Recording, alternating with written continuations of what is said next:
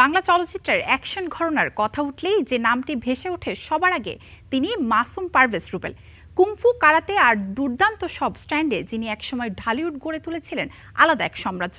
3 মে এই অ্যাকশন কিংয়ের জন্মদিন। অ্যাকশনের ঝলক, তুমুল লড়াই আর চোখ ধাঁধানো স্ট্যান্ড, এই তিনের মিশেলেই গড়ে উঠেছিল এক নায়কের গল্প। তিনি মাসুম পারভেজ রুবেল, যাকে ভক্তরা ভালোবেসে ডাকেন ঢালিউডের ব্রুস লি। 1960 সালের 3 মে বরিশালে জন্ম নেওয়া এই তারকা কিংবদন্তি অভিনেতা সোহেল রানার ছোট ভাই হলেও নিজের পথ নিজেই তৈরি করেছেন। তরুণ বয়সী টানা 2 বার জাতীয় কারাতে চ্যাম্পিয়ন হয়ে দেখিয়েছেন নিজের শক্তিমত্তা। এরপর শহীদুল ইসলাম খোকন পরিচালিত লড়াকু সিনেমার মাধ্যমে বড় পর্দায় অভিষেক। প্রথম ছবিতেই অ্যাকশন হিরো হিসেবে নজর কাড়েন তিনি।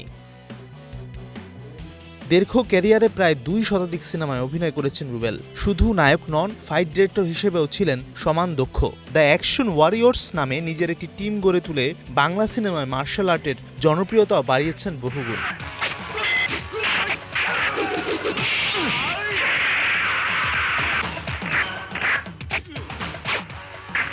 নায়িকা নির্ভর জুটির বাইরে থেকেও নিজের অবস্থান ধরে রেখেছিলেন তিনি। কাজ করেছেন কবিতা, পপি, মৌসুমী সহ 2 বাংলার অসংখ্য অভিনেত্রীর সঙ্গে।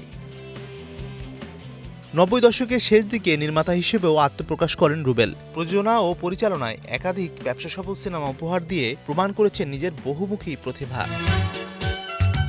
কুংফু, কারাতে আর দুর্দান্ত অ্যাকশনে বাংলা সিনেমায় যিনি গড়ে তুলেছেন নিজস্ব ধারা, সেই রুবেল আজও ভক্তদের হৃদয়ে অমলিন। যদিও মনের মতো গল্প পান না বলে সাম্প্রতিক সময়ে আর অভিনয়ে দেখা যায় না তাকে।